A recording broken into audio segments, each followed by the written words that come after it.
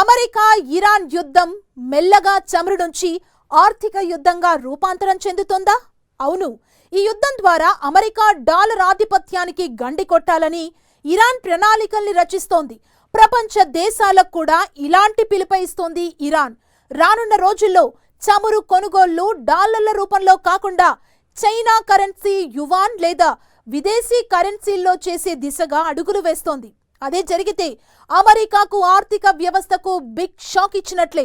ఎందుకంటే ఇప్పటి వరకు ప్రపంచ దేశాలన్నీ చమురు కొనుగోళ్లకు డాలర్ల రూపంలోనే చెల్లింపులు చేస్తున్నాయి. దీంతో యుఎస్ డాలర్ బలపడ్డమే కాకుండా ఆర్థికంగా అమెరికా బాగా లాభపడుతోంది. ఇకపై డాలర్ మినహా ఏ విదేశీ కరెన్సీలో అయినా ఇరాన్ ఆయిల్ ట్రేడ్ చేయాలని అనుకుంటోంది. ముఖ్యంగా చైనా కరెన్సీ యువాన్ కి ప్రాధాన్యత ఇవ్వాలన్న యోచనలో ఉంది. ఇరాన్ ఆర్థిక వ్యవస్థను దెబ్బతీయడమే లక్ష్యంగా ఖర్గ్ ఐలాండ్ పై అమెరికా దళాలు దాడులు చేశాయి. ఆ ద్వీపంలోని సైనిక స్థావరాలు పూర్తిగా ధ్వంసం అయ్యాయని అమెరికా అధ్యక్షుడు ట్రంప్ చెబుతున్నాడు. అయితే ఇరాన్ మాత్రం దాడి జరిగిందని, కానీ చమురు మౌలిక సదుపాయాలకు ఎలాంటి హాని కలగలేదని చెప్తోంది.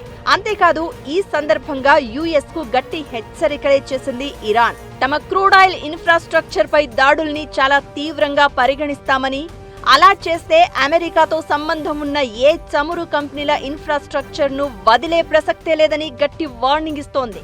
అదే సమయంలో యుద్ధం ఆగాలంటే అమెరికా డాలర్ ఆధిపత్యానికి గండి పడాల్సిందే అని కోరుకుంటోంది. ప్రపంచ దేశాలకు కూడా ఇలాంటి పిలుపే ఇస్తోంది ఇరాన్.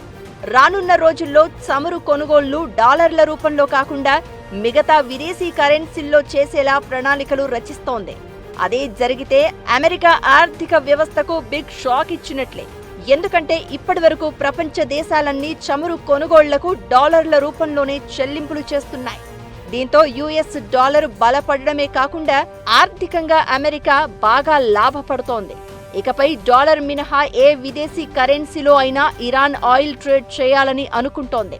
ముఖ్యంగా చైనా కరెన్సీ యువాన్కు ప్రాధాన్యత ఇవ్వాలన్న యోచనలో ఉంది. ఆసియా, యూరోప్, ఆఫ్రికా దేశాలకు ఇరాన్ అధికంగా చమురు సరఫరా చేస్తూ ఉంటుంది. ఇప్పటికే అమెరికాకు ఈ యుద్ధం కారణంగా లక్షల కోట్ల నష్టం వాటిల్లుతోంది. ఇప్పుడు హార్ముజ్ జలసంధి మూసివేతతో ఇరాన్ కూడా యుద్ధాన్ని ప్రపంచ చమురు సంక్షోభంగా మార్చింది. ఇకపై ఆర్థిక యుద్ధంతో అమెరికా మెడలు వంచాలన్న గట్టి పట్టుదలతో ఉంది ఇరాన్. ఖర్గ్ ఐలాండ్ పై దాడితో ఇరాన్ మరింత ఆగ్రహంగా ఉంది. ఖర్గ్ అనేది ఇరాన్ చమురు నిక్షేపాలకు ఆయువు పట్టు లాంటిది. ఆ దేశ ఆర్థిక వ్యవస్థకు కీలకమైన ప్రాంతం. 90% ఇరాన్ క్రూడ్ ఆయిల్ ఎగుమతులన్నీ ఈ ప్రాంతం నుంచే జరుగుతూ ఉంటాయి. ఇది స్ట్రెయిట్ ఆఫ్ హార్ముజ్ కు ఉత్తరంగా ఉంటుంది. ఇది ఇరాన్కు మిలిటరీ స్థావరంగానే కాకుండా గ్లోబల్ ఎనర్జీకి మూల స్తంభం లాంటిది. ఇక్కడి నుంచి ప్రతిరోజు 1.7 మిలియన్ బ్యారెళ్ల ముడి చమురు ఇతర దేశాలకు పంపుతూ ఉంటుంది. అందుకే అమెరికా, ఇజ్రాయిల్ ఈ ప్రాంతంపై పట్టు కోసం పాకులాడుతోంది. దీనికోసం భారీ ఎత్తున మెరైన్ కమాండోలను, యుద్ధ విమానాలను ఈ ప్రాంతం చుట్టూ మోహరించాలని చూస్తోంది. కానీ ఇరాన్ అందుకు ఛాన్స్ ఇవ్వడం లేదు. మస్కిటో ఫ్లీట్ పేరుతో స్పీడ్ బోట్లను వారు కోసం సిద్ధం చేస్తోంది.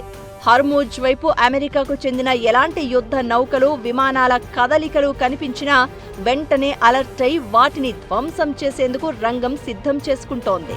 మరోపక్క చైనా యువాన్లో ఆయిల్ చెల్లింపులు చేస్తేనే ఇతర దేశాలకు చమురు నిల్వలను ట్యాంకర్ల ద్వారా పంపుతామని తెగేసి చెప్తోంది ఇరాన్. దీంతో ప్రపంచవ్యాప్తంగా డాలర్ మారకంపై ప్రభావం పడేలా చేయాలని చూస్తోంది.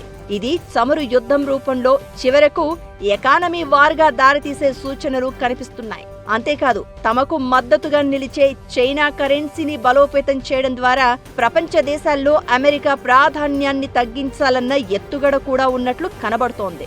దీంతో హార్ముజ్ చుట్టూ గల్ఫ్ యుద్ధం ఆర్థిక యుద్ధంగా మారుతున్నట్లు కనబడుతోంది. ఇందుకు ఖర్గ్, స్ట్రెయిట్ ఆఫ్ హార్ముజ్లు ఇరాన్కు గట్టి ఆయువు పట్టుగా మారుతున్నాయి.